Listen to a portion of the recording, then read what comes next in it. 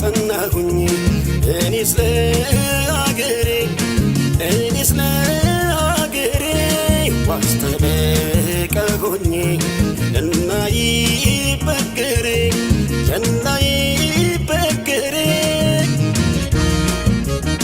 ሙሾ እንዲያከትም ቅኝቱ እንዲቀየር ተንሥኡ ለሰላም ብለን እንዘምር ሐዘኗ እንዲያበቃን ቅኝቱ እንዲቀየር ተንሥኡ ለሰላም ብለን እንዘምር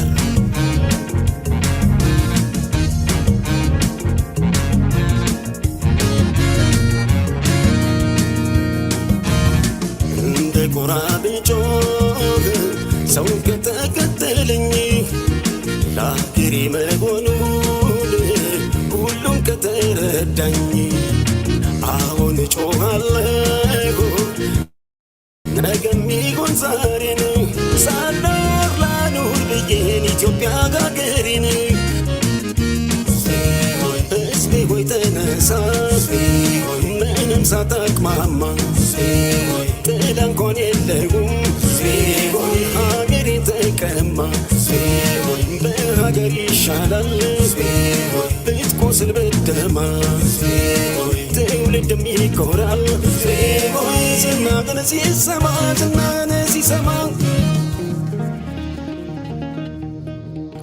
አይሰለቸኝም በደጋግመው እንደ ዳዊት አገር እያልኩኝ ስምሽን ማወደስ ኢትዮጵያ እናቴ ስንቱን ስቃይ ስንቱን መከራ አላሳለፍኩት ይመስገን አምላክ ዛሬ ላሳየኝ ሰጥቶ ጽናት ጸናሁኝ እኔስ ለአገሬ ዋስተበቃ ሆኜ እናይበገሬ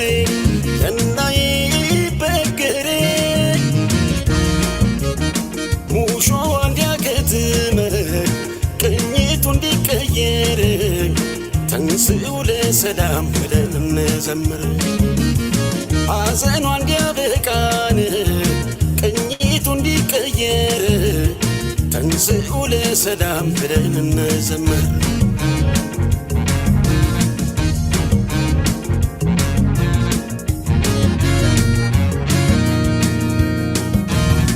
ይታየኛል ዛሬ የሀገሬ ተስፋ ሀገሩ ሲገባን ከሀገሬ ተገፋ አጎንብሶ ሲስም ይችን ቅድስት ምድር ኢትዮጵያን ካዳንን የሰጠ ክብር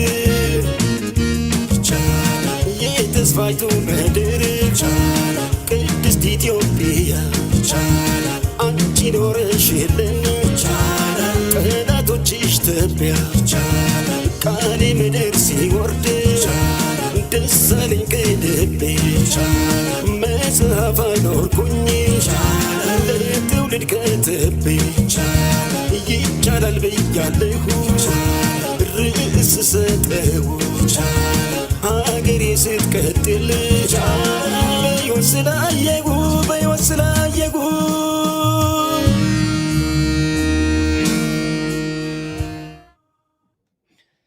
ሀገሬ ስትቀጥል በሕይወት ስላየሁ ይላል ኮርዳይት ጌታሁን የሚዲያው ድሮን።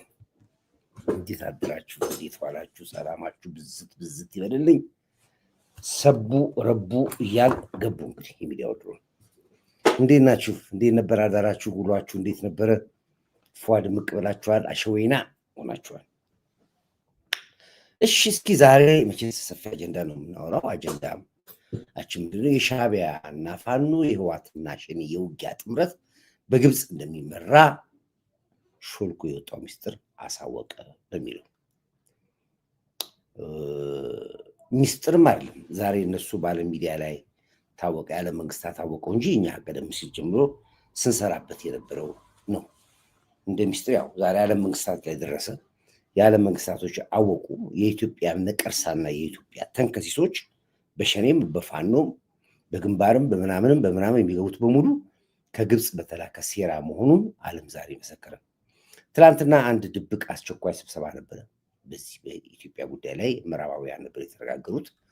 ያው ግብፅ በልህ ኢትዮጵያ እንደማትፋታ የህልውና ጉዳይ እንደሆነ የምታደርገው፣ በዚህም ጉዳይ ደግሞ አገሬን እንደተፈታተነች ኢትዮጵያ እኔም ኢትዮጵያን ተፈታተናታለሁ የሚል መልእክትን ያስተላለፈችው ግብፅ ቀጥታን ያስተላለፈችው የሚነግራችሁ እንግዲህ ትላንት ከቦታው ላይ ነበር ነው ነገራችሁ።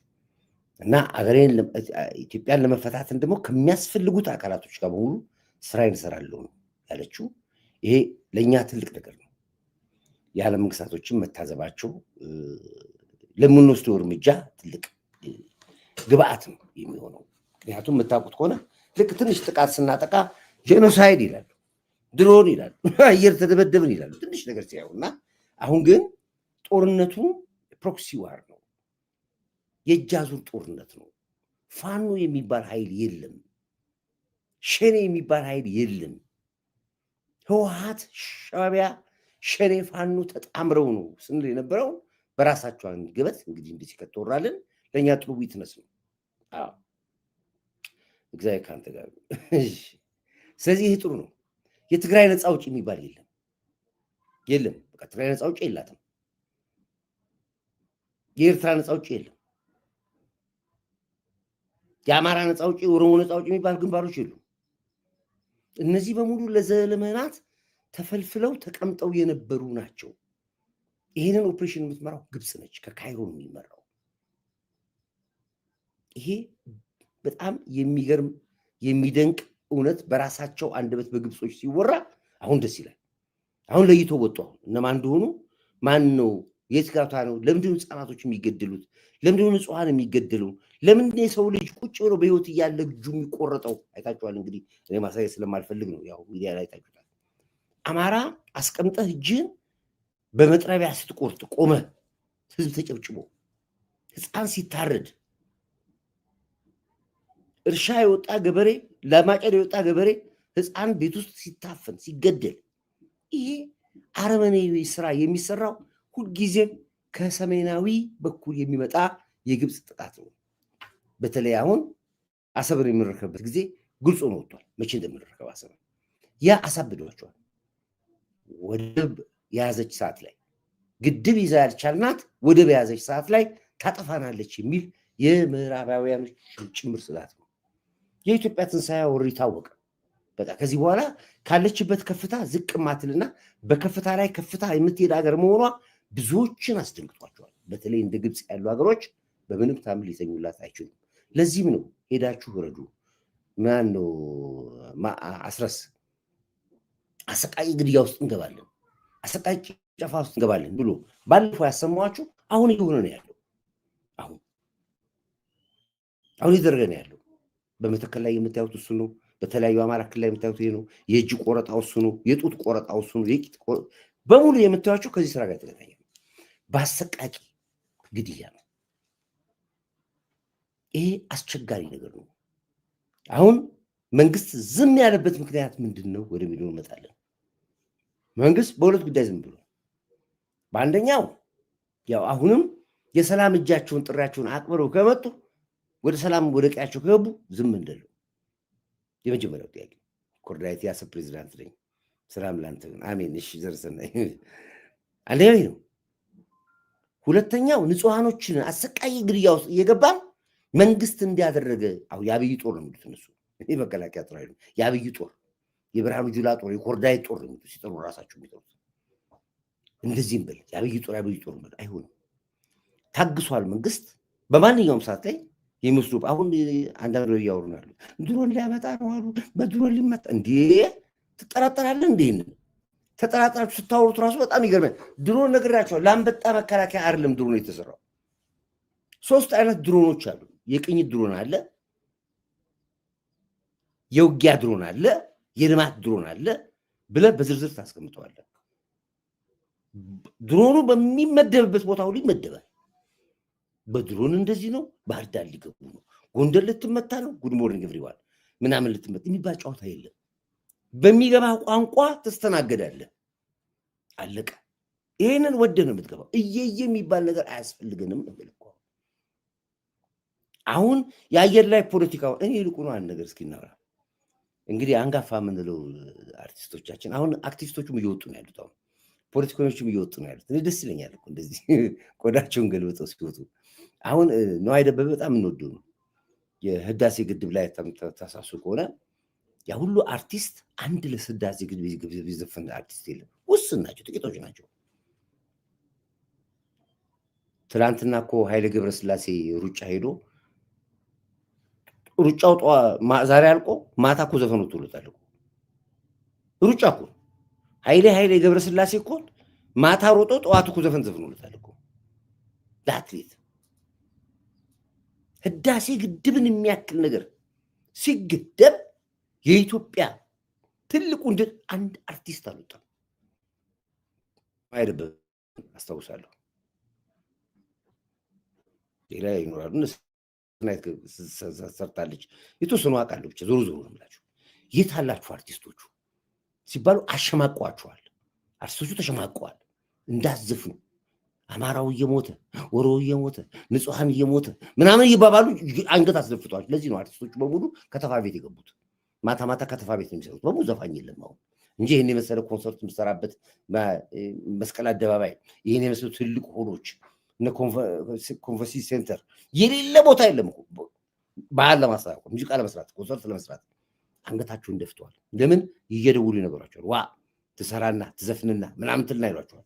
ስለዚህ አንገት ደፍተዋል። አርቲስት የተባለ በሙሉ ተደብቋል ያለው። ጠዋት አይነሳም፣ ከሰዓት ይነሳል። አንደኛው ምሳውን ይበላል። ከዛ በኋላ ያው ቀጭቀጩ ያደርጋል። ሻይ ቤት ይቀር፣ ማታ ከተፋ ቤት ይሄዳል። እስከ ምሽቱ 7 6 ሰዓት ከተፋውን ይከትፋል። ተመልሶ ይመጣል። ከ7 ሰዓት ይተኛል። ሴም ላይፍ ነው የሚኖረው። እነዛ ሁሉ የምንወዳቸው አርቲስቶች ይሉማ ይሄን ባለፈው ስለሰራውበት አሁን ትግልች ይል። አሁን ግን በጣም የገረመኝ ነገር ውሃ ሊረጭ አይደለም ድሮ የተሰራው። ቴንክ ዩ። በጣም የገረመኝ ነገር እነዚህ አንገታቸውን ደፍተው መሄጃ ግራ የገባቸው አርቲስቶች የሚሰሩትን አርቲስቶች ሁሉ ያሸማቋቸዋል። ነዋይ ደበበ ደፍሮ ወጥቷል። በዚህ ውስጥ ገንጥሎ የወጣው እሱ ነው። የታገልኩትም ለአባይ ነው የዘፈንኩትም ለአባይ ነው ብሎ የዘፈነው። ኦፍኮርስ አርቲስቶች ሲያለቅሱ ሲሰድቡት እናቅ ነበር። ዛሬ ነዋይ ደበበን ታማኝ በየነ ጠርቶት አሸማቀቀው እና የዘፈንኩት ዘፈን ይቅርታል፣ ይህን ማድረግ አልነበረብኝም፣ እንደዚህ ማለት የለብኝም ብሎ ያን የሰጠነውን ክብር እንደገና ከላዩ ላይ ያነስብን። እሷን ነገር ልስማት አፏሟሻ ላርጋትና ወደሚገድል ወገባለሁ። በጣም ስቄ ነው ያየሁትና ስሙት ምን ማለት ቃለ መልስ እንደሚያደርጉ። ታማኝ ጨዋ ሀገር ወዳድ ሆኖ ነው እሱ የሚያነጋግረው። አሁን ለሀገር ተቆርቋሪ ሆኖ በሀገር አኩርፎ በሀገር ላይ በሚደረገው ነገር ተጸጽቶ አያችሁ ከትግል የቆመው ለዚህ እኛ እንደዚህ በቆምንበት ሰዓት ላይ አንተ ለምን ዘፈንክ አይነት ነገር ነው ጫወተው። አዳምጡትና እናንተ ትፈርዳላችሁ። የኔ የንዋይ መሸማቀቅ ግን በጣም የሞት ሞት ነው ላንተ ንዋይ ደበበ። አዳምጡ። የወዳጅነት ስራ ለመስራት በሙያ ሰዎች ገብተው በመሃል አስታርቁን ይላል እና አነጋገሩን ያልከው አስታርቁን ያልከው እንደ ያልከው ሰዎች ገብተው በመሃል ተነጋገር ስላሉኝ ነው እንጂ ላነጋግረውም አልፈልግም። የተለያየን ሰው ነን፣ እንደዚህ ነን። እኔ እንደዚህ ማን ሁላችሁም እንደ ብይ ጫወታ እኮ አይቼ ቢቀፈኝ ብላችሁ እኮ ቆዳ የገለበጣችሁ ናችሁ። ምን ታሪክ አላችሁ? ኢትዮጵያ ማህፀነ ሰፊ ነች፣ ብዙ ልጆች አሏት። እነማን ስለሆናችሁ እናንተ የት ነበራችሁ? ገባ ወጣ፣ አንዴ ታጋይ፣ አንዴ ባህታዊ፣ አንዴ ምናምን እየሆናችሁ እኮ ነው የምታሳልፉ ኑሯችሁ። በትርፍ ሰዓታችሁ እኮ ነው የምትታገሉት። ዞሮ እንስማው። የ2010 ይሁን የ2020 የማውቀው ነገር የለኝም።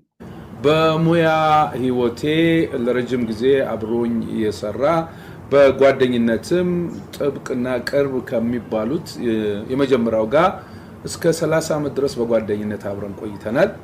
ግን በኢትዮጵያ ፖለቲካ ምክንያት በማዕከላችን ክፍተት ተፈጥሯል። ይህ ክፍተት ብዙ ሽማግሌዎች በቅርብ የሚያውቁን ወዳጆቻችን በመሃል ገብተው የወዳጅነት ስራ ለመስራት ሞክረዋል። ግን እኛ እንዳሰብነው አልሄደም እና ከወዳጆቻችን ጋር በተለይም የቅርብ ጓደኛችን አብርሃም ብዙነህ ባመቻቸው ሁኔታ አመሰግናለሁ። እኔም ይሄን አጋጣሚ በማግኘቴ እጅግ በጣም ደስ ብሎኛል። ከየት እንደምጀምር ግራ ይገባኛል። ምክንያቱም እኔ የማቅህ ነዋይ ከተሰራህበት ደም ውስጥ ኢትዮጵያን ማንም ሰው ፈልቅቆ ሊያወጣ አይችልም። በእርህ እኔ እኮ ግራ የሚገባኝ አርቲስቶች ማን ነው ኢትዮጵያዊነትን ለሰው የሚሰጠው? ማን ነው የኢትዮጵያዊነት ሰጪው? ነሹ ማን ነው? ምንድነው መስፈርቱ ኢትዮጵያዊ ለመባል? አርቲስት አዝማሪ ምንድነው አርቲስት ይዘዋል? በጣም የሚገርማኝ ከእናንተ አርቲስት ከምትባሉ ሰዎች ቶፒካችሁ ይሄ ነው። የ2010 ስለመለስ ለቅሶ ስለዘፈነ ይመስለኛል መሰለኝ። ትላንትና ከአንድ ልጅ ጋር የላከልኝ ልጅ ጋር አውርቼለት የድሮ እንዳይሆን ብዬው ነበር እና ምክንያቱም መልኩን ሳይሆን የነዋይ ደበበ መልክ ይሄ አይደለም ያሁኑ መልክ። ግን ዞሮ ግን ለማሸማቀቅ ያለውን ነገር ለማየት ፈልጌ ነው።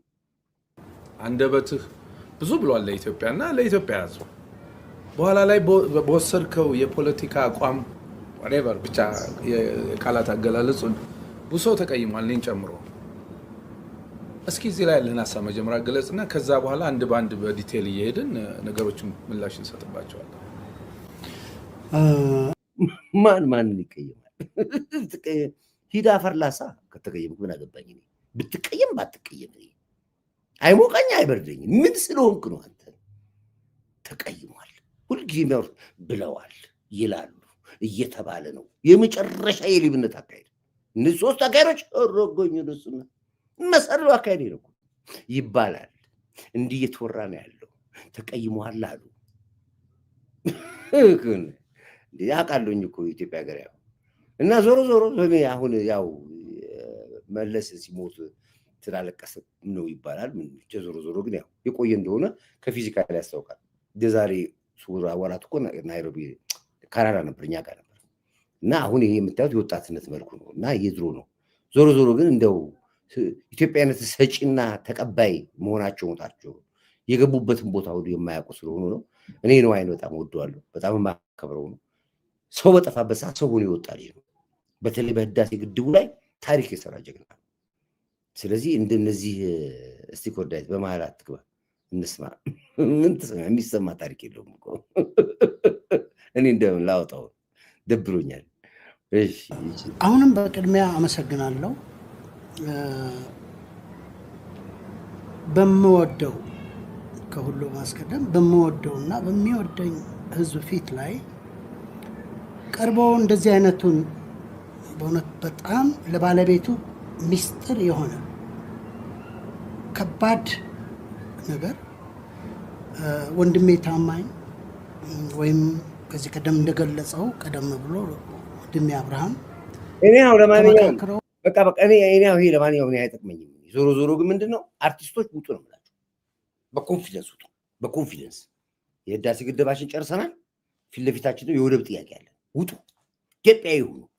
በቃ በሞቀበት ፈላቱ አንገታችሁን ነቃ አድርጉ። ማንም አያሸማቃችሁም። አዋቃለሁ ውጭ ሀገር ስትወጡ ይሰድቧችኋል፣ እንደዚህ መድረክ ይነፍቋችኋል፣ ይከለክሏችኋል። አውቃለሁ። ዞሮ ግን ውጣ፣ አትደበቁ ቤት ውስጥ።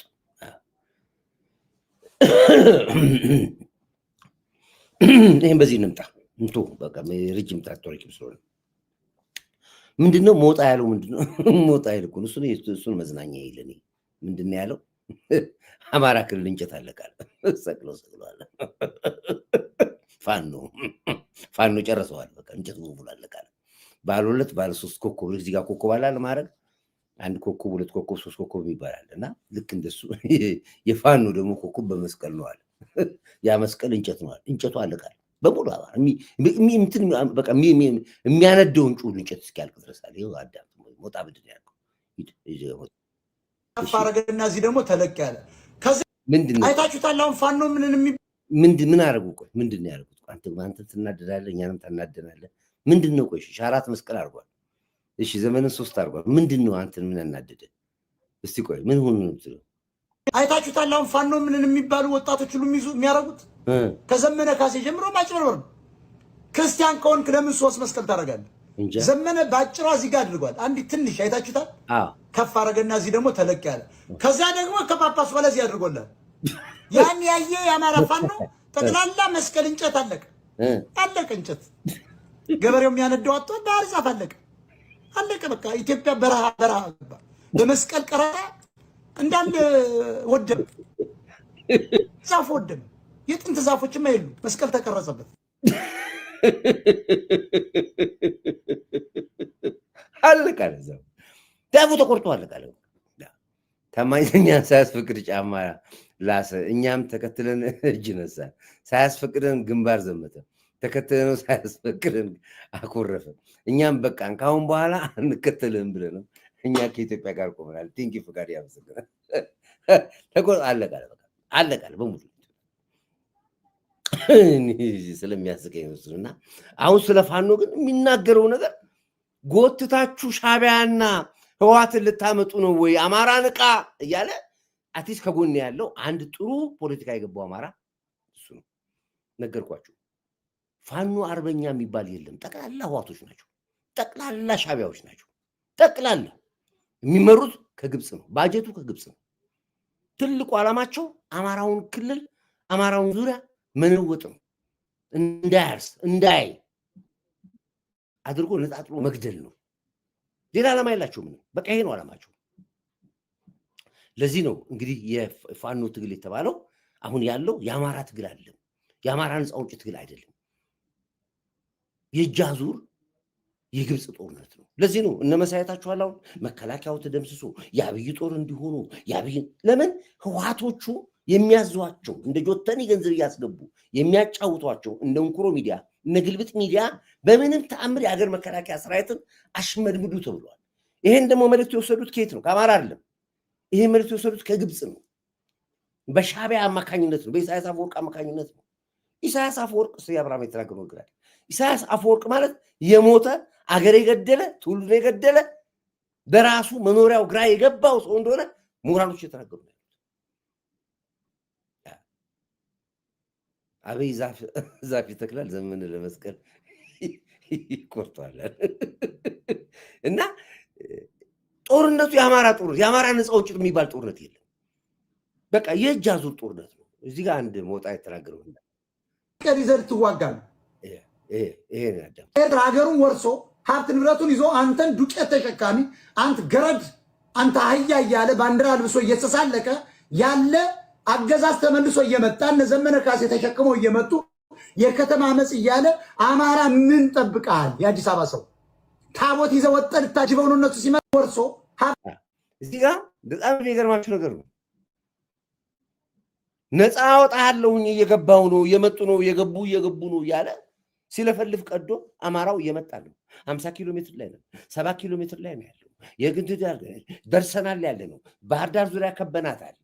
አዘዞን ይዘናል ያለው ወደ አዲስ አበባ ሲሉ ቆይቶ አሁን እንደገና አልሆን ሲለውና ሲቀጠቀጥ የህወሓትም የሻዕቢያም ትግል አልሆን ሲለው ተመልሶ መጥቶ ህዝባዊ እምቢተኝነት ብላችሁ ሰልፍ ውጡልኝ፣ እንደገና አማራው መሀል ከተማ ሆኖ ጫካ የገቡትን ነፃ አውጡኝ ብሎ ዘመነ ካሴ ሰልፍ ውጡ ይላቸዋል። ሰው እኮ የጠበቀው ነው። ነፃ የምታወጣ ከሆነ አናውጣኝ ያለው እኮ ጭራሽ ነዋሪው እኛን ነፃ ያውጣን፣ ተቃዋሚ ሰልፍ ወታችሁ ውጡ፣ ህዝባዊ እምቢተኝነት ብላችሁ በሉና ለምን ሊያስመቷችሁ እኮ ነው። ከተማ ውስጥ እንደገና ከተማ ውስጥ ተቃዋሚ ሰልፍ ወጥቶ አንድ እርምጃ ሲወሰድ ጄኖሳይድ እንደዚህ ለአማራው ብለው እንደገና ዩቲዩብ ሊሰሩ እኮ ነው። እገባለሁ ብለሃል፣ እችላለሁ ብለሃል፣ ግጠም አለኝ ብለህ ዘፍናል። ግጠም ቶስ ማለት ነው። ሂድ እየገባው ነው ብለሃል፣ ግባ። የምንድን ነው እንደገና እየየየየየ ሰልፍ ውጣልኝ ጩህልኝ? ይሄ አይሰራም። አይወጣም። ማንም አማራ አይወጣም። ኮንስትራክሽን ላይ ያለው ኮንስትራክሽን ስራ ያለው ግብርና ያለው ግብርና ስራ ያለው አይወጣልህም ለአንተ። እንደገና ጫካ ያለውን ዘመነን ካሴን ነፃ ለማውጣት እዚህ ባህር ዳር ከተማ፣ አዘዞ ከተማ፣ ወሎ ላይና ሰሜን ሸዋ ላይ ሰልፍ ይውጣልህ ለአንተ። ያመሃል። እችላለሁ ብለህ ገብተሃል፣ መሳሪያ ይዘህ ገብተሃል፣ ግባ ወደዚህ የተዋጋ እውነቱን ነው መውጣ ያለው። እንደገና መልሳችሁ አትን አምጥታችሁ እንዲገዛ ሞኝ ነህ። ያመሃል እንዲህ አንተ ኤርትራ ሀገሩን ወርሶ ሀብት ንብረቱን ይዞ አንተን ዱቄት ተሸካሚ አንተ ገረድ አንተ አህያ እያለ ባንዲራ ልብሶ እየተሳለቀ ያለ አገዛዝ ተመልሶ እየመጣ እነ ዘመነ ካሴ ተሸክመው እየመጡ የከተማ አመጽ እያለ አማራ ምን ጠብቃል? የአዲስ አበባ ሰው ታቦት ይዘህ ወጥተህ ልታጅበው ነው እነሱ ሲመጣ ወይስ መስቀል ይዘህ ልትዋጋ ነው? ስለዚህ ከተማ አመጽን መቃወም አለባችሁ። የትግራይ አካሄድ ነው በመቶ ተራሮች ጎጃም ውስጥ ያልተሳካው፣ በዘመቻ አንድነት ወሎና ጎጃም ውስጥ ያልተሳካው፣ በዶክተሮች አመጽ ያልተሳካው፣ በአማራ ሴቶች ጡት ቆረጣ ያልተሳካው፣ ህዝብ ያልተነሳበት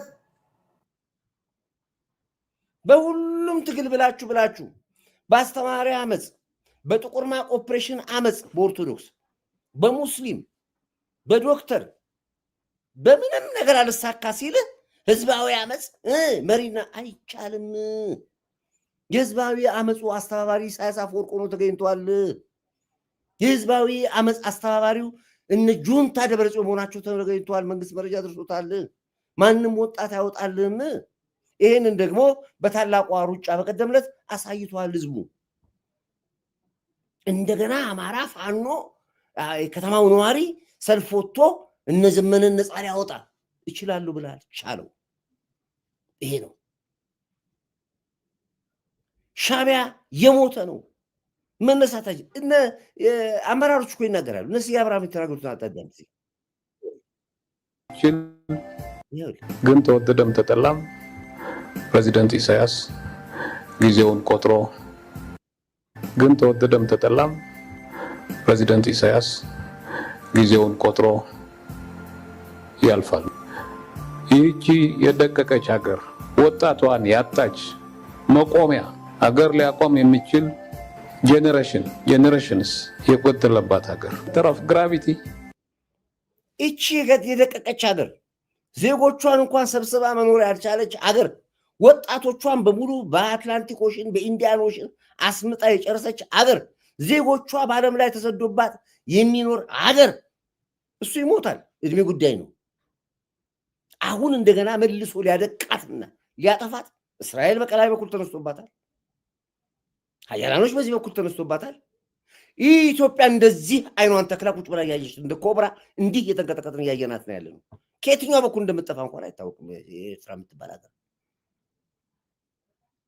እኔ ከሞትኩ ፈርዶ አይበቀላል። አጥፍቱ ጥፋ። የመጨረሻ ትግሬን በፋኖ ልሞክር፣ የመጨረሻ ትግሬን በሸኔ ልሞክር ብሎ ኢትዮጵያን አመሳለሁ ብሎ በራሱ ጊዜ ራሱ ታመሰ። የደቀቀች ሀገር ይዞ ይላል ያብራራ አዳምጥ።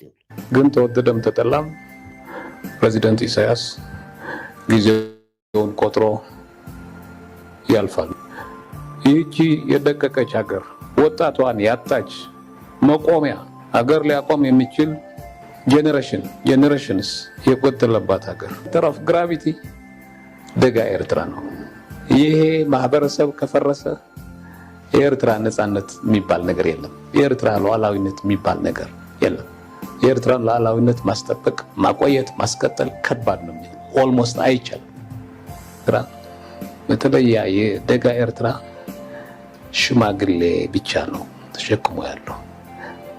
ማህበረሰቡን ሊያቆይ የሚችል አምራች ወጣት ዜጋ እያጣች ነው። ኦልሞስት የለም ማለት ይቻላል። ማህበረሰባዊ ቁመና የኤርትራ አደገኛ ሁኔታ ውስጥ ነው ያለው። በዚህ ሁኔታ ይሄ ነገር እንዴት እናድርግ፣ እንዴት ኤርትራን እናቆይ የሚለው ሳይመለስ አንድ ነገር ቢፈጠር ኢምፕሎዥን ነው የሚፈጠረው። ኢምፕሎዥን ይሉታል። በአማርኛ ምን እንደሚባል አላውቅም።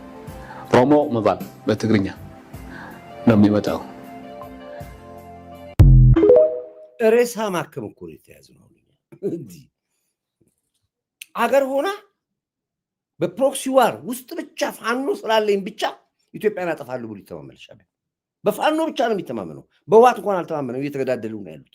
ትግራይን እንኳን አልተሳካለት። በትግራይ እንኳን በፋኖ ብቻ ነው የሚተማመነው ሻዕቢያ። በሸኔ እንኳን ምንም ያው የሸኔ ኃይል እያገባችሁ እንዲያ እየሰማችሁ ነው ያላችሁት። ይገባል። እንደ መተከል የገቡት በሙሉ እኮ ያረዷቸው እኮ በሙሉ እኮ የኤርትራ ተዋጊዎች ናቸው፣ የህወሓት ተዋጊዎች ናቸው። ኦሮሞኛ ቋንቋ እየተናገሩ ነው ገብተው መተከል ያን ሁሉ ንጹሃን አርደው የወጡት።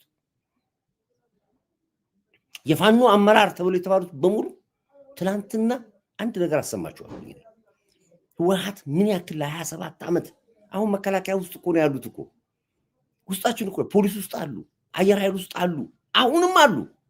ገና ከዚህ 100 ሲነሳ እዛ ጋር ይነግሯቸዋል። እየመጣ ነው ያለው ይሏቸዋል። እንደዚህ አይነት ጦር ይመጣል። ሄሊኮፕተር ከደብረ ዘይት ሊነሳ ሲል ቀድሞ ይነግሯቸዋል። እዛ ጋር እየተነሱ ነው ይሏቸዋል። ምክንያቱም ሰራዊት ውስጥ የነበረው የህወሓት ሴል ቀላል አልነበረም።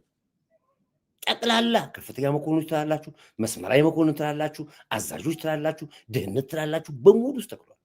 እነሱም በሙሉ አንዴ ማውጣት አይቻልም አሉ። በሁለት ቢላ ነው የሚበሉት። አሁንም አጋች ታጋች እኮ ይሰራሉ። እዚህ አግተው እዚህ አሳግተው ሚሊየንስ ገንዘብ እኮ ይወስዳሉ። የምናውቀውን ታሪክ ብዙ አለ እኮ ሚዲያ ላይ የማናወራቸው ታሪኮች አሉ። እየሰማን ጸጥ ብለናል። ነው ለምጣዷ ስትል አይጧ አትለፍ ብለን ዝም ያልነው እንጂ ለ27 ዓመት ህወሓት ኢትዮጵያን አድቅቋታል። ጠቅላይ ሚኒስትር ዶክተር አብይ አንድ የተናገረውን መዋቅራቸው እንዴት እንደነበረ ዝም ብላችሁ ስሙት እናንተ። እኔ ዝም ብዬ አከፍትላችኋለሁ እንድታዳምጡት። ጥቂት ነው ከዛ ውስጥ የወጣው። ኢትዮጵያ እንደ ኢትዮጵያዊነቷ መቀጠል አለባት ብለው የሚሉ ጥቂት አዛዦች ናቸው። እነ ሳሞራ እነ ጻድቃን የመሳሰሉ በኢትዮጵያዊነታቸው የማይደራደሩ የተወሰኑ ወጥተዋል። ከዛ ውጭ በሙሉ እነ ምግብ የምትሏቸው እነ አብርሃም ድንኩንታቸው እነ ዮኒ የምትሉ በሙሉ የምትሏቸው በሙሉ ኢትዮጵያ ለማውደም ከፍተኛ ማዕረግና ስልጣን ይዘው በሰራዊት ውስጥ ላይ በአገር ውስጥ የነበሩ አመራሮች ናቸው። ይህን ነበር 27 ዓመት የተከለብን። ከትግራይ ብቻ እንዳይመስላችሁ መከላከያ ውስጥ የነበሩት ከኤርትራ ነበሩ። አድዋ ተወላጆች ያውም ተመርጠው ነው። እሱም አንደርታዎች አይገቡም፣ ትልቅ ቦታ አይሰጣቸውም። የሮቦች አይገቡም። ከሱም ተመርጦ አድዋዎች ብቻ። አንድ ነገር ያብቹ ነገር ልምጣና ወደ እኔ አጀንዳ ገባለሁኝ። እቺ ነገር እንስማት። አንተ ቆይ መለከት 45 ለምሳሌ በሀገር መከላከያ ሚኒስቴር ውስጥ 4 ስታር ጀነራል ሙሉ ጀነራል የሚባሉት ከትግራይ ክልል 60% ሲሆኑ ከሌሎች ኢትዮጵያዊ በሙሉ 40% ናቸው። ይሄ ፉል ስታር ጀነራሎች ናቸው። አንድ ስቴፕ ዝቅ ብለን ሜጀር ጀነራል የሚባለውን ስንመለከት ሌፍትናንት ጀነራል የሚባለውን ስንመለከት ቁጥራቸው አነስተኛ ነው። ሌፍትናንት ጀነራሎች ደግሞ ትግራይ አካባቢ 50% ናቸው። አንድ ስቴፕ ዝቅ ብለን ሜጀር ጀነራል ስንመለከት 45% ከአንድ አካባቢ ናቸው። ብሪጌደር ጀነራል 40% ከአንድ አካባቢ ናቸው። ኮሎኔል 58% ከአንድ አካባቢ ናቸው። ሌተናል ኮሎኔል 66% ከአንድ አካባቢ ናቸው። ሻለቃ 53% ከአንድ አካባቢ ናቸው። ምን ማለት ነው ይሄ? ጀነራሉን እንኳን ብቀይር ቀጥሎ የተዘጋጀው ኮሎኔል፣ ቀጥሎ የተዘጋጀው ሻለቃ፣ አንድ ሻለቃ ጀነራል ለመሆን ቢያንስ 10 ዓመት ያስፈልገዋል። በሚቀጥሉት 10 ዓመታት መከላከያ ውስጥ ባላንስ የተጠበቀ ወታደር መፍጠር አልችልም ማለት ነው። ከላይ ጀምሮ እስከ ሻለቃ ድረስ በአቨሬጅ ሲታይ 55% ከትግራይ ክልል። ጀነራል አካባቢ እሺ በልምድ በቆይታ ምናምን ሊባል ይችላል። አንድ ሰው ሻለቃ፣ ሌተናል ኮሎኔል ለመሆን ያለፉት 20 ምናምን ዓመታት በቂ ናቸው በወታደራዊ ኬሪየር። በ20 ዓመት ውስጥ ሻለቃ፣ በ20 ዓመት ውስጥ ኮሎኔል ለመፍጠር ምንም ጀስቲፊኬሽን የለውም። ሌላው ልምድ ነው ትግል ነው ምናምን ቢባል እንኳ ማለት ነው። የተሰራው ስራ ግን አሁንም በሚቀጥለውም ማሰብ እንዳይቻል ፖቴንሻል አመራር ከአንድ አካባቢ እንዲወጣ ታስቦ የተሰራው ያም ካድዋ ብቻ ነው። ይሄን ስላችሁ የትግራይ ተወላጅ ሆኖ ከአንደርታ ታፍኖ ነው ያለው። ለዚህ ነው አንደርታና አድዋ አሁን ሊገዳደሉ የሚፈልጉት። ከአዴግራት ከኢሮብ ከዋጀራ ምን ይባሉ አሉ ተነጥለው ነው ቦታ የሚሰጧቸው። ለዚህ ነው አሁን በኢትዮጵያዊነት የማይደራደሩ የትግራይ ተወላጆች ልክ እንደነ ዶክተር አብርሃም አይነት ልክ እንደነ ሳሞራ እንደነ ጻድቃን አሁን ይመጣሉ። እነሱ ትላንትና በህወሓት ውስጥ ሆነው ብዙውን ሴራ ያውቁታል። ለመንግስት ግን ከባድ ነበር ሪፎርም አድርጎ ባንዴ ለመበተን። ምክንያቱም እንደምታውቁት ለውጡ ሲመጣ ሪፎርም እንጂ ሪቮሉሽን አይደለም የተካሄደው። ህወሓት ሲመጣ ሪቮሉሽን የተካሄደው ለውጥ ነው። ጠቅላላ የመከላከያ ሰራዊቱን አውጥቶ ነው ማዕረግ አስቀምጦ ያስለመነው። እንዳለ ነው የበተነው። ሰራዊቱ በተነው አውጥቶ አዲስ መከላከያ ቢልድ አደረገ። ያ ሰራዊት ማዕረግ ለመነ፣ ወጣ፣ የሞተው ሞተ፣ ክብሩ ሁሉ ተነካ። ጠቅላይ ሚኒስትር ዶክተር አብይ በዚህ አጋጣሚ ላይ ለቀድሞ መከላከያ ሰራዊት ባለውለታ ነው። ዛሬ የቀድሞ መከላከያ ሰራዊትን አንገት ቀና ያደረገ የህወሓትን በቀል የተበቀለት ጀግና መሪ ጠቅላይ ሚኒስትር ዶክተር አብይ ነው። የሰራዊቱን እንባ ያዳሰልን ጀግና። ይሄ ብቻ በውለታ ይቀመጣል በቀድሞ ሰራዊት። ያ የቀድሞ ሰራዊት ነግራቸዋለሁ። ኮንጎን ነፃ ያወጣ ነው። ኮሪያን ነፃ ያወጣ ነው። ዚምባብዌን ነፃ ያወጣ ነው።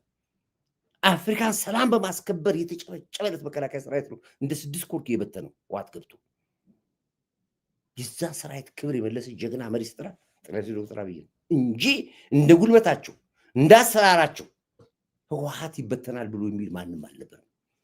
ዛሬ አንገቱን ነው የደፋው ህወሓት። በደንብ አድርገን ሽባ ሆኖ መርዝ የሌለው እባብ አድርገን ነው አንገት ያስደፋ ነው። ግን ከአንድ አካባቢ መጥቶ ነበር የወረሩ ከአድዋ ብቻ። አድዋ ማለት ያው ሻዕቢያ ማለት ናቸው። ሁለቱም አንድ ናቸው። ይሄው ንግግር ይሄን ነው። ይሄ ለትግራይም አይጠቅምም፣ ለኢትዮጵያም አይጠቅምም። ትግራይ ባለው የህዝብ ቁጥር ልክ በመከላከያ ውስጥ መሳተፍ የግድ አለበት። ሀገሩን መጠበቅ አለበት፣ ጥያቄ የለውም። ትግራይም ሆነ ኦሮሚያ፣ አማራም ሆነ ቤኒሻንጉል ከሚገባው በላይ መያዙ ግን ሄዶ አሁን ያየነውን ችግር የሚያመጣ ነው። አይጠቅምም። ይሄ አሁን ያነሳሁላችሁ ማዕረግ የለበሱ ሰዎች ናቸው። ጨርቅ የለበሱ ናቸው። ስልጣን አይመለከትም። በስልጣን ደግሞ እንመልከት ብለን ስናይ በመከላከያ ሄድኳርተር ዋና መምሪያ የሚባል እዚህ ሆኖ ተቋሙን የሚመሩ ኃይሎች 80% ከትግራይ ክልል ናቸው። ቅድም ያያችሁት እንኳን 55 ሲደመር ጥሩ ነው።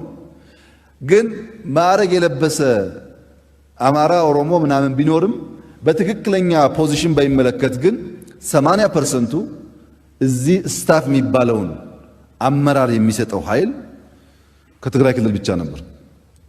ምን ማለት ነው?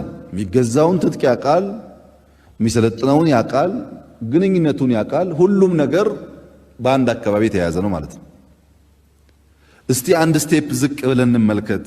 ከመከላከያ ደግሞ ትንሽ ዝቅ እንበል ስንል ከመከላከያ ዝቅ ስትሉ እዞች አሉ። ኢትዮጵያ የነበራት እዝ በሙሉ አዛዥ 100% ከትግራይ ነው። ምክትል አዛዥ 100% ከትግራይ ነው። ሁሉም እዞች። ይሄ ብቻ ሳይሆን ምስራቅና ምዕራብ አካባቢ ወይ አማራ ወይ ኦሮሞ ሎጂስቲክስ ሰው ኃይል ተብለው ተቀላቅለዋል። ሰሜን እዝ ግን አዛዥ፣ ምክትል አዛዥ፣ ሎጂስቲክስ፣ አስተዳደር አራቱም ኮሚቴ ከትግራይ ነው። ለምን ሰሜን እዝ የሚለውን በኋላ መጣበታለሁ። ይሄ እዝ ነው። ከእዝ አንድ ስቴፕ ደግሞ ወርደን እንመልከት ብለን ክፍለ ጦሮች ስናይ ክፍለ ጦሮች ሁለት መልክ አላቸው፣ ሜካናይዝድ እና እግረኛ የሚባል። የኢትዮጵያ ሜካናይዝድ እና እግረኛ ማለት ብረት ለበስ ነው። ሜካናይዝድ የሚባሉት በታንክ፣ እግረኛ ደግሞ ኖርማል እግረኛ ኢንፋንትሪዎች ይባላል። በሙሉ ተቆጣጥሮታል። የሚመራቸው ማን ነው? ተጠሪነታቸው ለሻዕቢያ ነው። ከሻዕቢያ በላይ ተጠሪነታቸው ለግብፅ ነው። ያ መዋቅር ነው አሁን ወርዶ ፋኖ የሆነው ያ መዋቅር ነው ወደ ሲቪል ተጠግቶ ነፃ አውጪ በሚል የተዋቀረው ያ ሰራዊት ነው። አሁን መዋቅሩ ሲፈርስበት ወደ ፋኖ ብሎ ገባ፣ ሸኔ ብሎ ገባ። አዳምጥ፣ ፖለቲካው ይግባ በደንብ አድርጎ። የለም የአማራ ነፃ አውጪ የሚባል የለም፣ የኦሮሞ ነፃ አውጪ የሚባል የለም። ነገርኳችሁ። ያ እዝ ነው። ታች ድረስ ወርደን ይላል፣ ሰማው ታች ድረስ ወርደን ይላል። ወርደን እንመልከት ብለን ክፍለ ጦሮች ስናይ ክፍለ ጦሮች ሁለት መልክ አላቸው፣ ሜካናይዝድ እና እግረኛ የሚባል። የኢትዮጵያ ሜካናይዝድ ክፍለ ጦሮች 100% አዛዦች ትግራይ ክልሎች ናቸው። 100%። እግረኛ ክፍለ ጦሮች 80% ከትግራይ ክልል። ቅድም ያያችሁት ማድረግ አይሰራም ማለት ነው። ሰዎቹ ማድረግ አላቸው እንጂ እዛ አይመሩም፣ ክፍለ ጦር አይመሩም ማለት ነው። ዝም ብሎ ስንት ጀነራል አለ ለሚባል ቁጥር ብቻ የሚመችም። ከሱ አንድ ስቴፕ ስንወርድ ሜካናይዝድ ብርጌዶች 85% ከትግራይ ናቸው። እግረኛ ብርጌድ 80% ከትግራይ ነው። እንግዲህ አስቡት ከብርጌድ ጀምሮ እስከ መከላከያ ድረስ ሌላው ሰው የለም። ምናልባት በስልጠና በምናምን ደግሞ የሚቀየር ነገር ካለ ስልጠና ተቋማት እኒ ብለን የመከላከያ ተቋማት ስንመለከት የመከላከያ ስልጠና ተቋማት 85% በትግራይ ልጆች ይመራል። ስለዚህ አዲስ ሰው እንኳን መምለን ብናስገባ ያው ችግር ነው ማለት ነው። ይሄ የተዛባ ነገር የትግራይ ህዝብ ማወቅ አለበት፣ የኢትዮጵያ ህዝብ ማወቅ አለበት። መደገም የለበትም። ሁሉም በሚገባው ልክ ነው ሼሩ መውሰድ ያለበት። በእርግጥ ፕሮፌሽናል መሆን እንደተጠበቀ ሆኖ ምክር ቤት ስላልሆነ ልክ እንደ ተወካዮች ምክር ቤት ከሁሉም ብሔር ጠብጠብ ሳይሆን ከሁሉም ብሔር የተሻለውን አሰልጥኖ አዘጋጅተው ሁሉን ይመስል ኢትዮጵያዊ መከላከያ ኦኬ።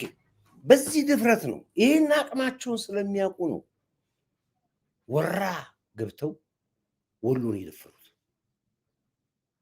ጎንደርን በሮኬት የተቀጠቀጡት፣ ጎጃምን በሮኬት የተቀጠቀጡት። ትግራይ ውስጥ ጦርነት አልነበረ ታውቃላችሁ። ሁልጊዜ ህወሓት ጦርነቱን ጠልፎ አምጥተው ኳሱን እዚህ ጋር ይሰጠዋል። የጥቅምት 24 ጦርነት ትግራይ ውስጥ ጦርነት ነበር እንዴ? እስኪ ንገሩ። ነበረ ጦርነት ትግራይ? እስኪ ካለ ንገሩ። ትግራይ ጦርነት ነበር እንዴ? በጥቅምት 24 አልነበረ። ጦርነቱ የነበረው አፋር ክልል ነበር። ጦርነት የነበረው ወሎ ውስጥ ነበር። መጥተው ነው የወጉት። ዛሬ ስለ ጦርነት ሲያወሩ የትግራይ ህዝብ በጨፍጨፍ ጄኖሳይድ ብለው ሲያወሩ የት ገብተህ ነው እኮ ያለ መንገድ ጠይቃቸው። የት ነው የተጨፈጨፈው ትግራይ? ወሎ። ምን ልታረግ ገባ? ለምን አባክ ገባ? ወሎ። ጎንደር ላይ ለምን ገባ? ጎንደር ለምን ጎንደር? አሁን አንደበት የሌላቸውና የዓለም ህዝብ መንግስታት ሁሉ የማይጮህላቸው ጦርነቱን አምጥተው ነው የተዋጉን። እኛን ወሎ ውስጥ የተዋጉት አፋር ነው ገብተው የወጉት። ትግራይ መሬት ላይ ጦርነት አለበት። ትግራይ ለሰላም አስከበር የገባ መከላከያ ሰራዊት ነው የገደሉት፣ ያረዱት፣ በሲኖትራከር የሄዱበት። አጭዶ ሲመጣ አንበጣ ተከላክሎ ሲመጣ ነው ጫማውን ሳያወልቅ ከፊት እንኳን አይደለም ከኋላ ያረዱት። ገደል ለገደል በሲኖትራከር የወሰዱት። ሰላም የገባ ጦርነት፣ ሊዋጋ የገባ ጦርነት ሰራዊት አለ፣ መከላከያ ሰራዊት አለ። የሰሜን እዝ ለሰላም የገባ ለትግራይ ህዝብ ትምህርት ቤት ሰራ የነበረ፣ ጤና ጣቢያ ሰራ የነበረ፣ የገበሬውን እህል ያጭድ የነበረ ሰላም አስከባሪ የመከላከያ ሰራዊት ነው። ትግራይ ከተማ ውስጥ አትወጣም ብለው ገናና ቀን አፍነው የጨፈጨፉትና የገደሉት። ዋሾ የትኛው ቦታ ነው? አሁን ሲያወሩ ሰማችኋለሁ። እኛው የትግራይ ንጹሃን ሞቱ፣ የትግራይ ህዝብ አልቅሳ፣ የትግራይ እናት አንብታ፣ የትግራይ እናት እንዲሆና ጌታቸው ረዳ እንዲህ ዘገባ ሲል እቤት ያትምጡ አሉ፣ ታስገድሉናላችሁ አሉ። እንደዚህ የተራ የወደቀ ፖለቲካ ያወራሉ። የሰማችሁ ነው ሲያወሩ። የትኛው ቦታ ላይ እልህ ነው ያለባችሁ? እላችሁ ደግሞ ዙፋኑ ነው፣ መቀመጫ ወንበሩ ነው። እመነኝ ህወሓት ከዚህ በኋላ ወንበር የሚባል ነገር በህይወታችሁ አታስቡ አልኳችሁ እኮ ነው። በቃ ለልጆ ልጆቻችሁም እኮ ነው። ለእናንተ አለም እኮ እናንተ 89ዎቹ ተው፣ ለልጅ ልጆቻችሁ እንኳን ዙፋን የሚባል ነገር አታስቡት። 27 ዓመት የመከራ ዘመን አሳልፈናል በእናንተ በቃ ፔሬድ። ያንን ሴል የበጠሰ መንግስት ነው ይሄ። አሁን የነገረህን መዋቅር የበጣጠሰ መንግስት ነው ጠቅላይ ሚኒስትር ዶክተር አብይ። ይህንን ያለ አሁን ጎሬ በፋኖ መተ በሸኔ መተ የሚለቅ መሰለ? ያንን የሚያክል መዋቅር ከውስጥ እስከ ታች ድረስ የበጠሰ መንግስት አሁን አንተ በጫካ መተ በምናምን ይሄድዛ ምን ማታመጣ? ይሄ የመከላከያው መዋቅር ነው። ጠቅላይ ሚኒስትር አስተዳደራዊ መዋቅር ውስጥ ግቡ። የመሬት ቸብቻቢ እነሱ ናቸው። ቦታ ቸብቻቢ እነሱ ናቸው። ባንክ ውስጥ ያሉት እነሱ ናቸው። ባንክ ዘራፊ እነሱ ናቸው። ንግዱ የተቋጠሩት እነሱ ናቸው። ሚኒስትር መስሪያ ቤት ትገባ እነሱ ናቸው። ውጭ ጉዳይ ቤት ትገባ እነሱ ናቸው። በአምባሳደር ደረጃ ላይ ዓለም የተበተኑት እነሱ ናቸው። ለዚህ ነው የኢትዮጵያ ኤምባሲዎች በየዓለሙ ላይ ያሉት ድምፅ አያሰሙ። ድምፅ እኛን አምባሳደር ትዊተር ላይ አይጽፉም። ታፍኗል። እያንዳንዱ አገር ውስጥ የትግራይ ኤምባሲ አለ። እንግሊዝ ብትገባ ሀገረ ትግራይ ኤምባሲ አለ። ካናዳ ብትገባ ሀገረ ትግራይ ኤምባሲ አለ። አሜሪካን ብትገባ አለ። በየአገሩ ለ27 ዓመት ኤምባሲ እንኳን አቋቁመዋል። የኢትዮጵያ ኤምባሲና የትግራይ ኤምባሲ አፍራት ተከፈት ከኔ ጋር እየመጣ ለዚህ ነው አሁን ተባኑባችኋል።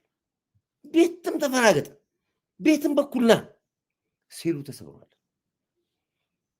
በመዋቅር ውስጥ አሁን ቀበሌ ውስጥ አሉ፣ እዚህ ቀበሌ ውስጥ አሉ፣ ወረዳ ውስጥ አሉ፣ አውራጃ ውስጥ አሉ፣ ውጭ ጉዳይ ውስጥ አሉ፣ ተቋም ውስጥ ከንቲባው አንድ ስትናገር ህዝቡ እንዴት ይማራል? በተለይ አሁን ለምርጫው ከምርጫው በፊት ህዝቡ እንዴት ይማራል?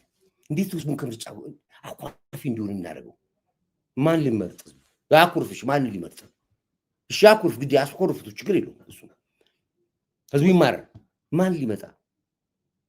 መራጉዲ በቀለ ገርባ ነው ልደቱ ማን ነው? እንጀራ ይልቃል ሊመጣው? ሻለቃ ዳዊት ኢቭን እኮ እንደመሪ እንኳን እኮ ሰው የላችሁም እኮ ቢሳካና እንኳን ምርጫ ላይ ካርድ ቢቀመጥ ማንን ነው የሚመርጠው? ያባ ኢዲዩ ይጫት ምናምን የለም። እሱን አታስቡት አልኳችሁ እኮ የለም።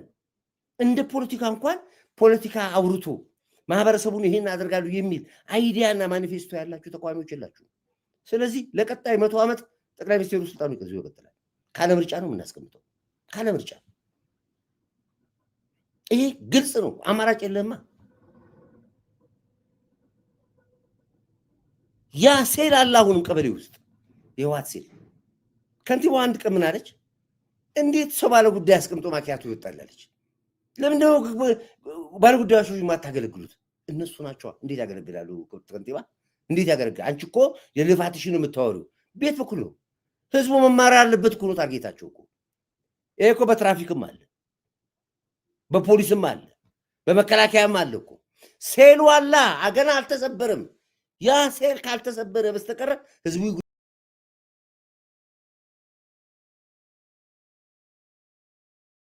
ይውላል። ህዝቡ አንቺን ልፊ ብሎሽ ነው ክብርት ከንቲባ ወጥተሽ እንዴት ሰው ባለ ጉዳይ አስቀምጣችሁ ባኪያት ወጣላችሁ፣ እንዴት አሰሩም ስራችሁን ምናምን ያንቺ ነው።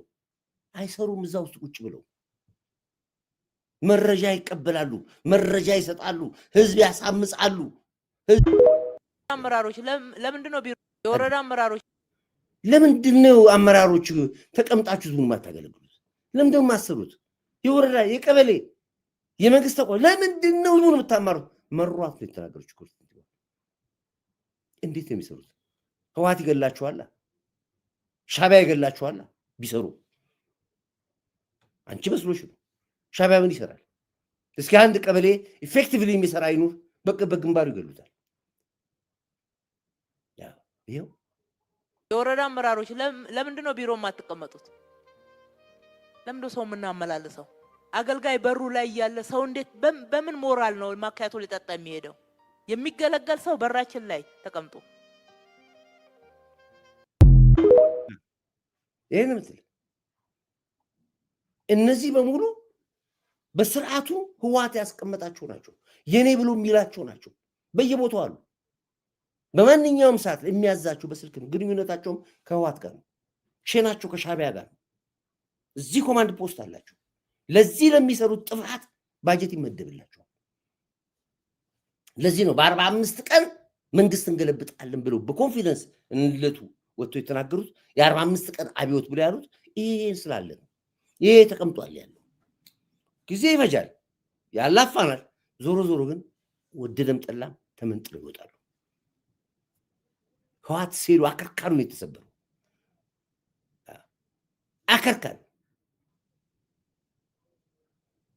እስከ መጨረሻው እንዳይሰራ ይቀበር ነው። መቼም ለትውልድ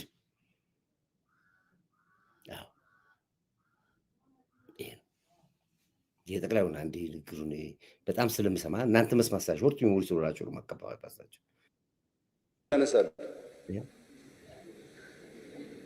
17 ዘላለማቸውን እነዚህ ሰዎች ህዝባዊ አመጽ፣ ህዝባዊ ቢተኝነት፣ ስር ነቀል ለውጥ እንደዚህ የሚሉ ሰዎች ትናንትም ነበሩ። ዘላለማቸው የተቃዋሚ አብዮተኞች ናቸው። ሐሳብ የላቸው የሚሸጥ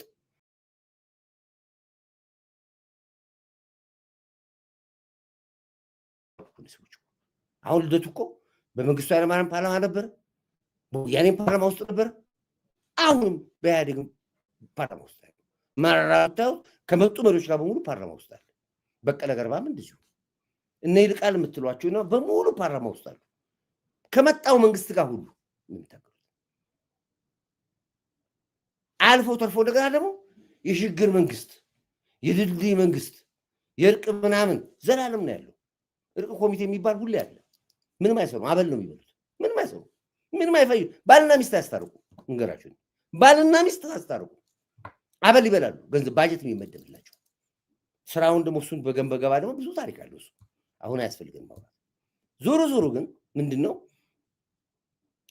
እነዚህ ሰዎች ዘላለማቸውን አይጠፉም። በተለይ ልማት ባዩ ሰዓት ላይ አይናቸው ደም ይለብሳል። እድገት ሲያዩ አይወዱም። ዛሬ ኢትዮጵያ የኒውክሌር ስቴሽን ፕሮግራም ስትጀምር፣ ህዳሴ ግድብ ስትጨርስ፣ ነዳጅ ስታወጣ፣ ልማቷ በየጅቱ ዓለም መጥቶ ሲዘምንባት፣ በዓለም ላይ ኢትዮጵያ ታሪኳ የማን ሀገር ይወራል? ከኢትዮጵያ ውጭ ማንም እኮ አይወራም እኮ። እድገቷ፣ ብልጽግናዋ፣ ግብርናው። ትላንትና የአንድ የአፍሪካ ኒውስ አዳምጥ ነበር። ይሄን ዓመትና ባለፈው ዓመት ጀምሮ እስከሚቀጥለው 7 ዓመት በስንዴ ኤክስፖርት፣ በስንዴ ምርት ከዓለም አንደኛ ደረጃ ያዘች ሀገር ኢትዮጵያ ነች ተባለ። በሁለተኛ ደረጃ ናይጄሪያ መስለኝ የተባለው፣ ሶስተኛ ግብፅ። ትላንትና ያዳምጡ ሚዲያ። ይሄ ያስፈራችኋል። በቃ ከወጣች አንይዛትም ነው። ስለዚህ ድልድይ መንግስት፣ ሽግግር መንግስት ለምድ ነው እኮ ከድሮ ጀምሮ የነበረ ታሪክ። አዲስ ፖለቲካ ነው ያመጣችሁት። ለዚህ ነው ጠቅላይ ሚኒስትሩ የሚለው ድሮም ነበራችሁ፣ አሁንም ትኖራላችሁ፣ ወደፊት ትኖራላችሁ፣ እናንተ ጭፍኖች ናችሁ ነው የሚላችሁ። 17 ዓመት ሙሉ ኮሎኔል መንግስቱ ሀገር እየመሩ የሽግግር መንግስት አጀንዳ ኢትዮጵያ ውስጥ ቆሞ አያውቅም። እነዛ አንተ ሳትወለድ ሽግግር መንግስት ብለው ያነሱ ሰዎች ዛሬም አሉ፣ ያነሳሉ አሉ በህይወት።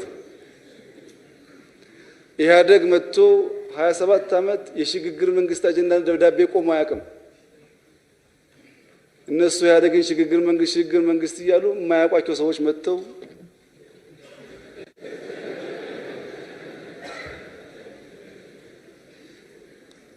እና አሁንም ሽግግር መንግስት የሚሉ ሰዎች ካሉ የተከበረው ምክር ቤት ሊፈቅድላቸው ይገባል። ይሄን ነገር እነሱ ሽግግር መንግስት ይበሉ፣ እኛ ደግሞ ሀገር እናጽና።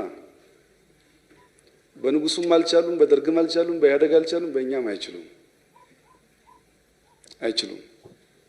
የማይችሉት ለምንድን ነው? ስርዓት ማፍረስ ያለው አደጋ አልገባቸው።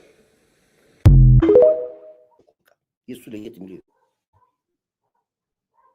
ፔሬድ እንጂ እነዚህ ሰዎች ዘላለም ተቃዋሚ እኮ ነው የሚባሉት። በቃ ተቃዋሚ ፓርቲ ሲጠሩ ራሱ ተቃዋሚ ፓርቲ ተብሎ እኮ ነው ስማቸው ራሱ አደምጡ። የተቃዋሚ ፓርቲ ተቃዋሚ የሆነ ምንድን ነው? ምን ልሰራ ነው? ስላገር ሽግር የቀበና ድልድይ ከንቲባ የወንዝ በቃ ቀጥልበታ። በሱ ምንድነው? ሁለት አይነት ትግል አይገባኝ። ስለዚህ አሁንም ለሰላም በራችን ክፍት ነው። ንግቡ፣ ተነጋገሩ፣ ሐሳባችሁን ሽጡ፣ ከሌላችሁ ሐሳብ ግዙና ውጡ። በሰላም በምርጫ በካርት ወደ ስልጣን ኑ። የመረጣችሁ ምርጫው እንዳይጭበረበር ታዛቢዎቻችሁን አምጡ። የዓለም ታዛቢዎች ይምጡ፣ ይቆጠር። ሳጥን አይሰርቅም እንደ ዋት ዘመን፣ ካርድ አይሰርቅም እንደ ዋት ዘመን። ይሄን በእርግጠኝነት ተጋርቻለሁ። ይሄ ብዙ ቢሊዮን ብር ለምርጫው ተመድቧል። የዓለም ታዛቢ ሁሉ እንዲገባ እንዲያይ ተደርጎ ከቻልክ ናግባ እንጂ ሽግግር መንግስት ግዳመን መንግስት ማለት ይቀቀል። እርቅ ግን ከፈለጋችሁ ሰላም አሁንም በሩ ክፍት ነው ይላል። እባካችሁን ሸምግሉንና መፍትሄ አምጡልን። በቃ ይሄው ጥያቄያችን ነው። አሁን ሸመግላችኋለን፣ ሰላም ያስፈልጋል ብያሉ ማዘናጋት ከሆነ ግን ብዙ መሄድ አይመስለኝም። ጉዳዩ ልምድ አለን አይመስለኝም። ይሄ እኔ ስለፈለጋችሁ አይደለም፣ ናቹራሊ አይሆንም ነገር ይሄው። በአንድ ቀንም አንመልሰውም፣ በአንድ ቀንም አላጣነውም። ናቹራል ሂደቱን ተከትሎ ይሄዳል። እዛው ላይ ጥያቄው የተነሳው የውስጥ አጀንዳን ዳይቨርት ለማድረግ ነው ያሉት የተከበሩት። በእርግጥ ይሄን ነገር ከኤርትራውያን ሰምተናል፣ ብዙ ጊዜ ነግረውናል። ለምን ምክር ቤት እንደመጣ አላወቅኩም እንጂ ኤርትራውያን ይሄ ጉዳይ የሚነሳ ያለው የውስጥ ጉዳያቸውን ዳይቨርት ለማድረግ ነው ብለውናል። እንዴት ነው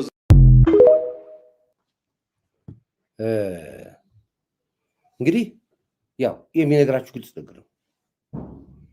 ሻዕቢያና ህወሓት መጥፊያችሁ ነው። በቃ መጥፊያችሁ ለአንዴና ለመጨረሻ ጊዜ እንደ ዳይኖሰር ታውቃላችሁ። ዳይኖሰር አሁን የለም። ዳይኖሰር ሻዕቢያና ህወሓት ከዚህ በኋላ ዳይኖሰር ናቸው። በመሬቷ ላይ ነው የምትጠፉት። የኤርትራ ህዝብ ለነጻነት ታዝብ ይተነስ ብያለሁ። ተነስቷል። አለም አሁን ቀጥታ ሂድ። በቀደም ብርጌድና አመድሞች ግልጽ አቋማቸውን አሳይተዋል። ወጥተዋል። እንገባለን ብለዋል። ይግቡ። እዚህ ምንም አታርጉ። አሁን ካሁን በኋላ ሰላማዊ ሰልፍ ምናምንም ፓርቲም ምንም አያስፈልጋችሁም። ግባ ሂድ። መከላከያው ጀምረዋል። ጨርሰው ይሄ ሲደረግ ዋጋ ያስከፍላል። አዎ ያስከፍላል። ዋጋ የሚከፍለው ማለት መከላከያው ላይ አይደለም። ህፃናቶች እየገደሉ እጅ እየቆረጡ አንገት እየቆረጡ ጡት እየቆረጡ ዋጋ የሚያስከፍሉት የጊዜ ጉዳይ ነው። የጊዜ ጉዳይ ነው። ስለዚህ አሁንም መመክራችሁ ተው ነው። ተው በቃ አልቋል። የምትከፍሉት ዋጋ ከባድ ነው። ከዚህ በኋላ እየከፈላችሁ ነው ያላችሁት። አሁንም እኮ ስለማይነገር ነው እንጂ እየከፈላችሁ ነው። በደንብ ተሳካል። አንገትን ደፍተሃል። የትኛው መንደር ነው ሻዕቢያና ህወሓት አሁን እንደዚህ የሚጫጫስበት የሚጨፍርበት? አንገት ደፍቶ ነው የሚገባው፣ አንገት ደፍቶ ነው የሚወጣው። ሂድ አሁን ወላ ፍየል ቤት የነሱ መንደራቸው ቺቺኒያ መንደር ፍየል ቤት ምናምን የህወሓት ሴንተር የለም፣ ወፍ የለም። በአይነ ቁራኛ እየታየ ነው ያለው። ባንኩ እየተመረመረ ነው ያለው። ፋብሪካው እየተመረመረ ነው ያለው። ኢንዱስትሪው እየተመረመረ ነው ያለው። መንግስት ጥርስ ነው ያወጣው። ትናንትና በድዱ ነበር አይደል? አሁን በጥርሱ ነው የሚወጋለው። ይበቃል። ይሄ ነው ፈጣሪ ብሎት ነው እንጂ ሻዕቢያም ሆነ ህወሓት የጠፉ ለታ ለካንሰር መድኃኒት ተገኘ ማለት ነው። ኢቦላ በሏቸው። ኢቦላዎቹ እኮ ናቸው እነዚህ። ይሄ ነው ወል አክቲቪስቶቻችሁ ይዋጉላችኋል። አዎ ጆተኒ ናቸው እነሱ። ጆተኒ ሳንቲም ስትከትለት ነው ኳስ የሚያወጣው አለ ማለት። እናንተ አክቲቪስቶች እንደ ግልብጥ ሚዲያ እነ እንኩሮ ሚዲያ እነ ምናምን እነ ጄሪ ምናምን እነሱ ባስገባችኋላችሁ ገንዘብ ልክ ይለፈልፋሉ። መሬት ላይ ወፍ የለም። አሁን ይልቁኑ ስለ ትናንትና ማውራት ጀምሩ።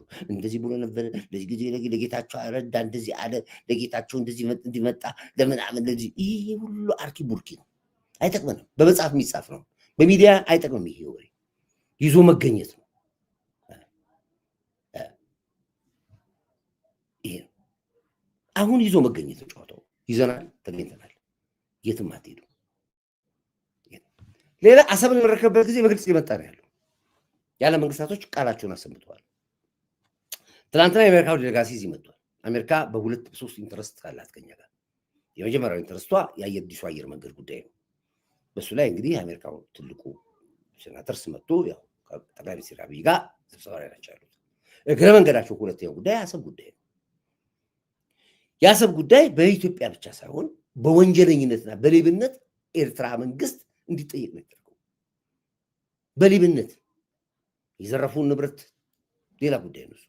በጄኖሳይድ ይጠየቃል። አሰብ የነበረ 100,000 በላይ ህዝብ ነዋሪ የት ገባ? የመጀመሪያ የሚጠየቀው እሱ።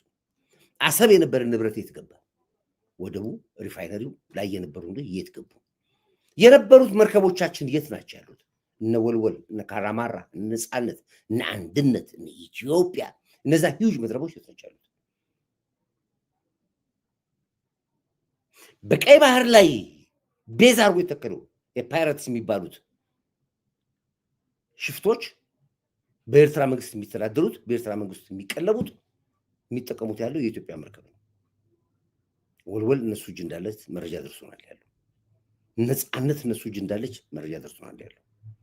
ያችም በኤርትራና በቀይ ባህር ደሴት ቦታ ላይ በስውር ያልተባለ እስራኤል አግኝቶባት ትችላለች። ምናልባት ወላፈኑ ወደ አስመራ እንዳይገባ እንፈራለን።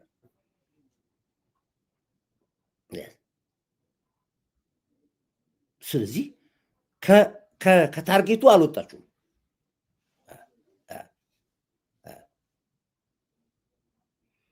ስትሰለጥን እንደ ኬንያ፣ ስትድንዝ እንደ ኤርትራ ትሆናለህ። ስለዚህ አሁን በይፋ መቼ ነው አሰብን የምንረከበው የሚለው ነገር ነገም ከነገ ወዲያ መጥቼ እነግራቸዋለሁ። ምክንያቱም አሰብን ለመረከብ በቦታው ላይ የሚገኘው ኮርዳይት ነኝ፣ የአሰብ እንደራሴ ነኝ፣ የአሰብ ባላባት ኮርዳይት ነው። ምንም አታመጣም። ነገርና አዳምጥ ዝም ብለህ።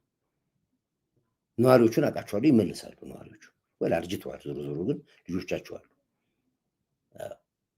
አሰብን ፈትሸን የምንረከቡ ስንረከብ ቦምብ ትቀብሩበታላችሁ፣ ከተማ ውስጥ ትመርዙታላችሁ። አሁን ይሄ የሻዕቢያ ልምዳችሁ ነው።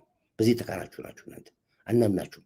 ስለዚህ ውሃውን እንኳን ባህሩን እንኳን ስንረከብ አስጠንተን በጥናት ነው ንጹህ ያለመመረዙን አረጋግጠን የምንቀበለው ስለማናምናችሁ ቀይ ነው ያለው። ስለዚህ አሁንም ኤርትራውያኖች ነፃነታችሁ ታገሉ፣ እኛ ከጎናችኋለን፣ ታገሉ። ይህንን ለመጨረሻ ለአንዴ ነጨርሴ መወገድ የሚገባበትን መንገድ የዚህ ሽማግሌ ጉዳይ ወስኑና ለነፃነት ትስሩ ነው የምላችሁ።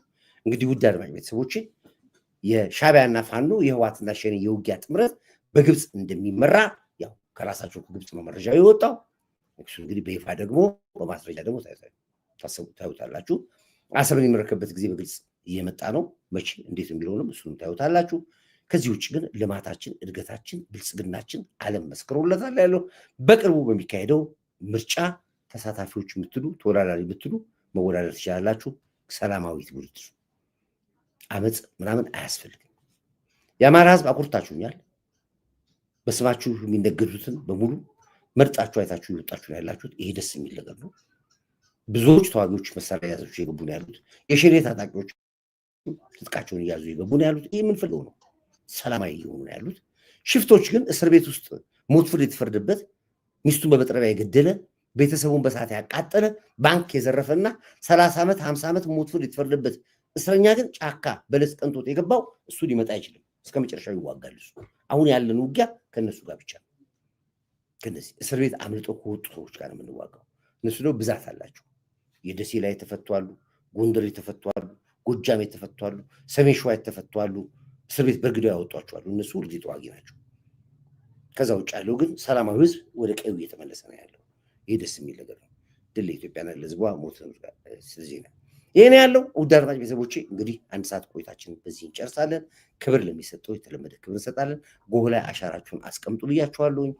የሰጧችሁን የታመናን አሳይመንት የወጣችሁን ያላችሁት በጣም ከልብ አመሰግናለሁ። ለምታደርጉት ለፖሊስ፣ ለደህንነቶቻችንና ለለውጥ አራማጅ ኃይሎቻችን በሙሉ አንድ ቁጥር ያላችሁ በርቱ። አሸንፋችኋል፣ ወጣችኋል። እግዚአብሔር ቀሪውን ዘመናችንን ያሳልፍልን፣ ሀገራችንን ሰላም ያድርግልን እያልን ፕሮግራማችን በዚህ እንዘጋለን። ወዳችኋለሁ፣ በርቱልኝ እያልኩኝ ይኸው በዚህ ፕሮግራም ይዘጋለን። ሸምግሉንና መፍካችሁን ሸምግሉንና መፍትያ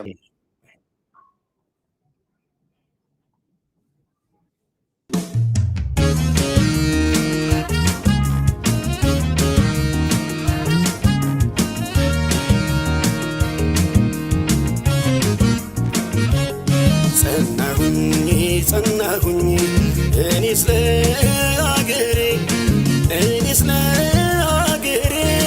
ዋስተበቀሆኝ እናይበገሬ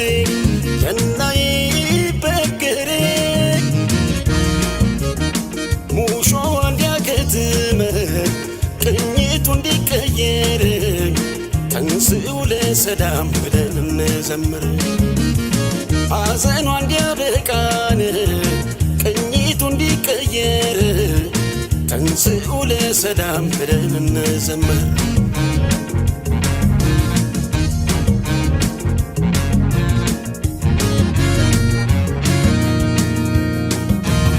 እንደ ጎራ ብጮህ ሰው ከተከተለኝ ለአገሬ መሆኑን ሁሉም ከተረዳኝ አሁን እጮኻለሁ ነገም ይሁን ዛሬን ሳልኖር ላኑር ብዬን ኢትዮጵያ ሀገሬን። ሕዝቤ ሆይ ተነሳ ምንም ሳታቅማማ ጥላ እንኳን የለውም ሀገሬ ተቀማ። በሀገር ይሻላል ብትቆስል ብትደማ ትውልድም ይኮራል ዝናህን ሲሰማ ሲሰማ። አይሰለቸኝም በደጋግመው እንደ ዳዊቴ አገር እያልኩኝ ስምሽን ማወደስ ኢትዮጵያ እናቴ ስንቱን ስቃይ ስንቱን መከራ አላሳለፍኩት ይመስገን አምላክ ዛሬ ላሳየኝ ሰጥቶ ጽናት ጸናሁኝ እኔስ ለአገሬ ዋስጠበቃ ሆኜ እናይበገሬ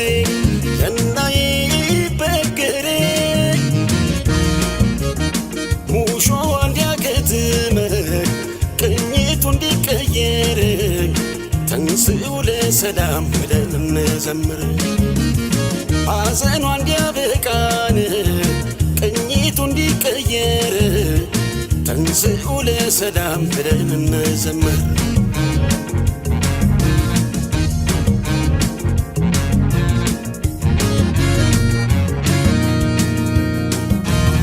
ይታየኛል ዛሬ የሀገሬ ተስፋ ሀገሩ ሲገባን ከሀገር የተገፋ አጎንብሶ ሲስም ይችን ቅድስት ምድር ኢትዮጵያን ካዳነን የሰጠ ክብር